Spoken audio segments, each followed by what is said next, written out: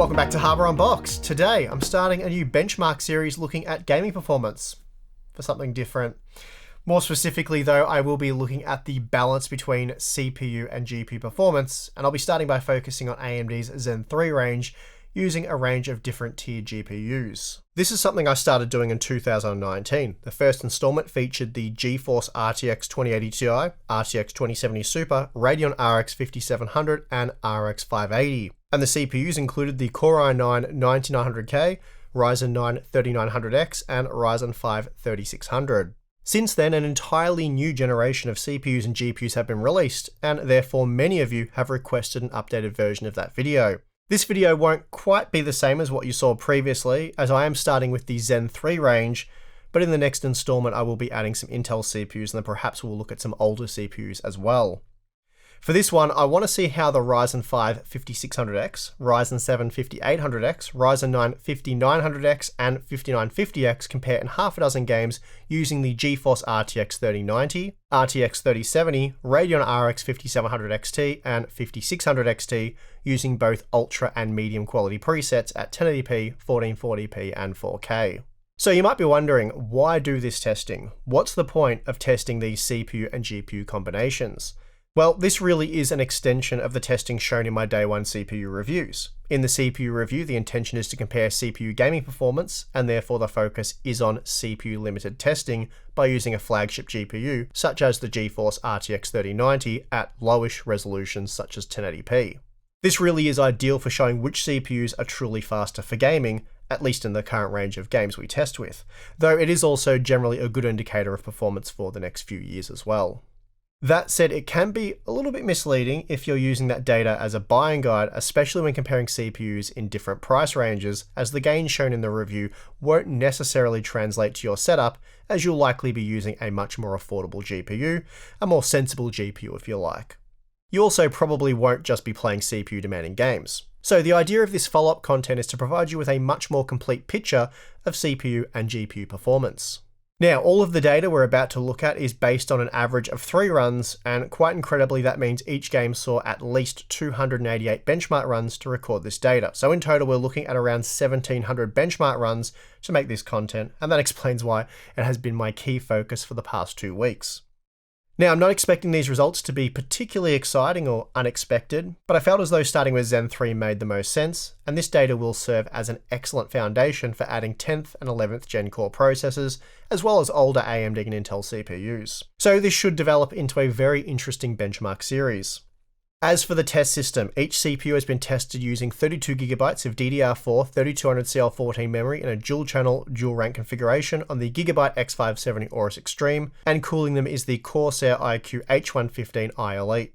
Finally, apart from loading XMP, no other changes have been made to the BIOS. Okay, let's get into the results. Starting with Cyberpunk 2077 at 1080p using the Ultra Quality preset, we find that the game is entirely GPU limited with these new Zen 3 processors. Even the 6-core 12-thread 5600X is able to extract maximum performance from the RTX 3090 here. Reducing the quality preset to medium pushes frame rates above the 113 FPS seen previously with the Ultra preset, and now we're seeing some variation in the performance. The 5900X, for example, is now up to 22% faster than the 5600X, and we see fairly consistent scaling as the core count and frequency increases. That said, this is only seen with the RTX 3090, dropping down to the RTX 3070 sees the game become entirely GPU limited. There is still some variation in the 1% low performance, but we're only talking about at most a 6% discrepancy here. And then once we drop down to the 5700 XT, all CPUs are seen to be delivering the exact same level of performance. Naturally, moving to 1440p with the Ultra Quality preset sees the game still entirely GPU limited, even with the RTX 3090, so let's move on to check out the Medium Quality preset. Here we are seeing up to a 10% improvement in performance when going from the 5600X up to the 5950X, and this is seen when comparing the 1% low data using the RTX 3090. But again, once we drop down to the RTX 3070, the game is 100% GPU limited, with no chance for the CPU to make a performance difference. Basically, if you have an RTX 3070 or slower and play games like Cyberpunk 2077 at 1440p using just the medium quality settings, it really doesn't matter which Zen 3 CPU you have, performance is going to be identical. That being the case, we're obviously seeing no difference in performance at 4K using the ultra quality settings, and really it's only the RTX 3090 that is able to deliver a somewhat playable experience under these conditions. Dropping down to the medium quality preset certainly improves GPU performance, but for the most part we're still GPU limited. That said, we are seeing up to a 5% variation in 1% low performance with the RTX 3090, so the higher core count CPUs are helping to deliver a slightly smoother experience here, though it's difficult to say if you'd ever be able to notice the difference. Okay, so what about esports titles that run at hundreds of frames per second? How much difference is there between the various Zen 3 processors?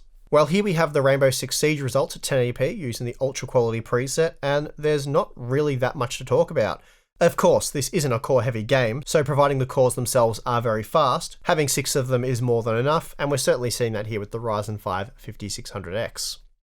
In fact, even with the medium quality preset, which sees the GeForce RTX 3090 pushing almost 600 FPS on average, we see little to no difference in performance between the CPUs tested. The 5600X is up to 5% slower with the RTX 3090, but we're still talking about 460 FPS for the 1% low, and 582 FPS on average. So for virtually all esports titles using competitive quality settings, something like the 5600X is going to be more than sufficient. Jumping up to 1440p with the ultra quality preset sees the game become entirely CPU limited, so it really doesn't matter which Zen 3 processor you use, all are able to get the most out of even an RTX 3090. The same is true with even the medium quality preset. All 4 CPUs push the RTX 3090 to just over 440 FPS on average, so again, it really doesn't matter which of these CPUs you use for gaming with a title like Rainbow Six Siege. Frame rate performance is going to be basically the same, if not the same.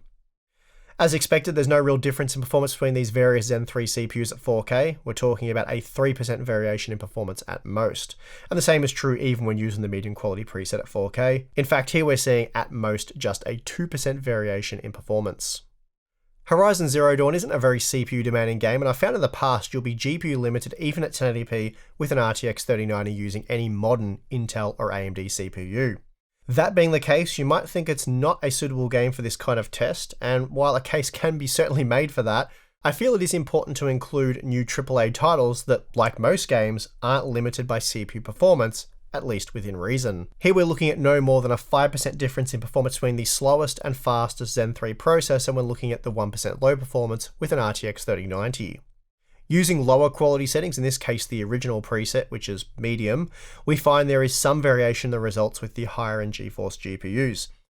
That said, we're still only talking about a 4 to 5% difference between the fastest and slowest Zen 3 CPUs. Then once we drop down to the 5700 XT, the margins evaporate entirely. Jumping up to 1440p using the Ultra or Ultimate preset, as it's called in the game, we see virtually no difference between these CPUs, even with the RTX 3090.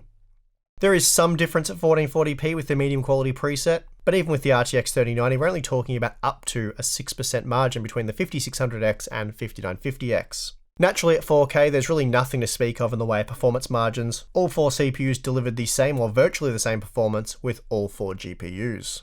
The same was also true using the medium quality preset. There is some small variation with the RTX 3090, but really nothing worth talking about.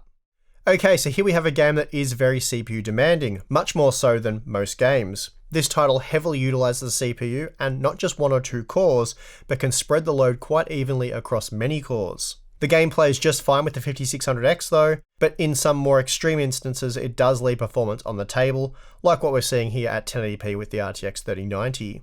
The 5950X was up to 11% faster than the 5600X when comparing 1% low performance with the RTX 3090 and 7% with the RTX 3070. In fact, we're even seeing a 5% increase in 1% low performance with the 5700 XT. The margins do grow quite considerably when lowering the visual quality settings to medium, as here the 5950X is up to 18% faster than the 5600X, and quite interestingly that was even seen with the RTX 3070. Though we're only talking about a 7% difference when comparing the average frame rate. It's well worth noting that once we drop down to the 5700 XT, all 4 Zen 3 processors delivered the exact same level of performance. Now, increasing the resolution to 1440p virtually eliminates the performance differences seen previously. Here we're looking at no more than a 4% margin between the fastest and slowest CPUs tested. That was of course seen with the RTX 3090, and once we drop down to the RTX 3070, that margin is reduced even further to just 2%. Now, using the medium quality preset at 1440p, we see a small uptick in 1% low performance with the RTX 3090 as we increase the CPU core count. But even here, we're only talking about an 8% improvement when going from the 5600X to the 5950X. Then with the RTX 3070, no real performance difference is seen. As we found previously, the 4K resolution is just too extreme even for the RTX 3090, and as a result, we're heavily GPU bound here, leaving no room for the CPU to influence performance by even a few frames. The same is also true at 4K using the medium quality preset. Despite pushing over 100 FPS on average, performance is virtually identical across the board. Moving on to Watch Dogs Legion, and this is another new AAA title that's a lot like Horizon Zero Dawn in the sense that it's not very CPU demanding, again assuming you have a reasonably modern CPU. Testing at 1080p with the ultra quality settings shows very little difference in performance between the various Zen 3 processors. In fact, even with the RTX 3090, we're only looking at a 9% performance uplift for the 1% low performance when going from the 5600X to the 5950X.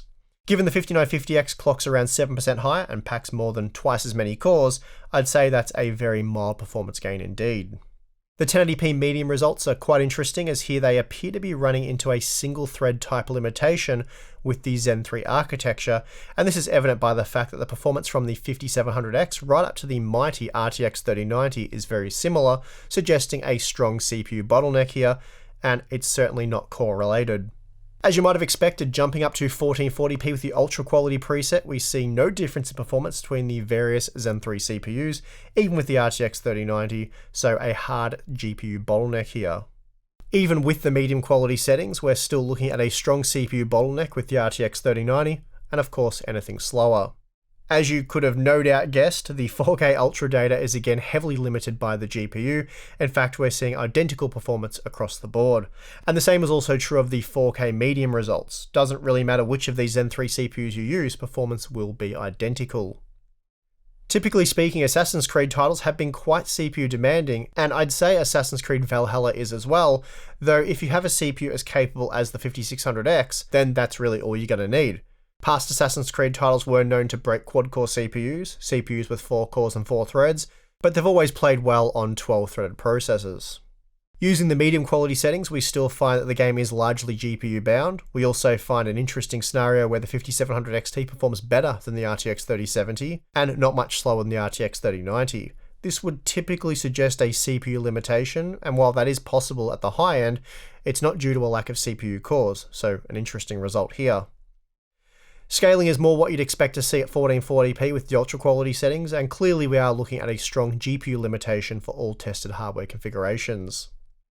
And the same is true with the medium quality preset at 1440p, so here it doesn't really matter which of these Zen 3 CPUs you use. Then of course we find the same GPU limited performance at 4K using both the ultra and medium quality presets. So nothing terribly shocking there. For the most part, there is very little difference in terms of gaming performance between these 4 Zen 3 based processors, just as we found in the day one content.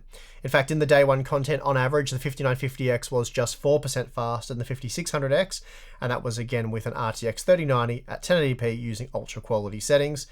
And of course, we have found a similar thing here, even when using medium quality settings. Actually, let's just quickly summarize the data before we move any further. Okay, so at 1080p, using the ultra quality preset, we found on average there is no performance difference to be seen in modern games when using the RTX 3070, 5700 XT, and 5600X. Again, as seen in the day one review, the 5950X only offers around a 4% performance boost over the 5600X, and with both delivering smooth performance in all games, there's really little reason to go beyond a 6-core 12-thread processor, at least from the Zen 3 series. Even if you're gaming with lower quality settings, perhaps you're playing competitive titles, it still really doesn't matter which CPU you choose. At most, we're looking at a 4% variation in the results with the RTX 3090, and then nothing with the RTX 3070 or slower. Moving up to 1440p using the ultra quality settings, you'll typically see no difference in performance between the 5600X, 5800X, 5900X, and 5950X, certainly nothing worth worrying about. It's also the same situation when using the lower quality medium settings. For the most part, even with an RTX 3090, you'll see no performance difference in the latest and greatest titles. Obviously, there's a little point in discussing the 4K data, so here's a quick look at the ultra settings, and then an even quicker look at the medium quality settings. Pause here if you want to take a look, but I don't think you'll need to. So again, nothing earth-shattering in that data set, but it does help put to rest a few questions that I've seen from viewers regarding stuff like testing with lower quality settings, competitive titles, core counts, and so on. Basically, it doesn't matter how fast your graphics card is, you can go right up to a GeForce RTX 3090 and you'll sacrifice nothing by using the Ryzen 5 5600X. And this applies whether you're playing competitive titles using competitive quality settings, like what we saw in Rainbow Six Siege, or the latest and greatest AAA titles like Cyberpunk 2077. This testing, while quite boring, will pave the way for some really interesting comparisons with older Ryzen CPUs, and of course Intel CPUs as well, and that's something I plan to invest a lot of time in over the coming months. For example, it will be really interesting to see how the Zen Plus range scales, as I expect core count will play a more substantial role there, given the individual cores themselves are slower. Something I did find interesting about this testing when looking at the competitive gaming angle is the GPU comparison. In Rainbow Six Siege, we were looking at well over 200 FPS at all times with a Radeon RX 5600 XT, 216 FPS for the 1% low, and 279 FPS for the average frame rate. Basically, this once again proves that for competitive gaming, you often only need a very basic graphics card and not an RTX 3060 Ti or better, for example. For many of you, it won't be news to hear that competitive gaming is often more about the CPU than it is the GPU, even for games like Call of Duty, Battlefield 5, and PUBG, for example. Anyway, as I said, this isn't the most exciting data set, but you can expect it to pave the way for some much more interesting CPU and GPU scaling tests in the very near future, and that is going to do it for this one. If you liked the video, please do give it a like because it was a tremendous amount of work. And as I said, it will enable me to do some very cool testing shortly for you guys.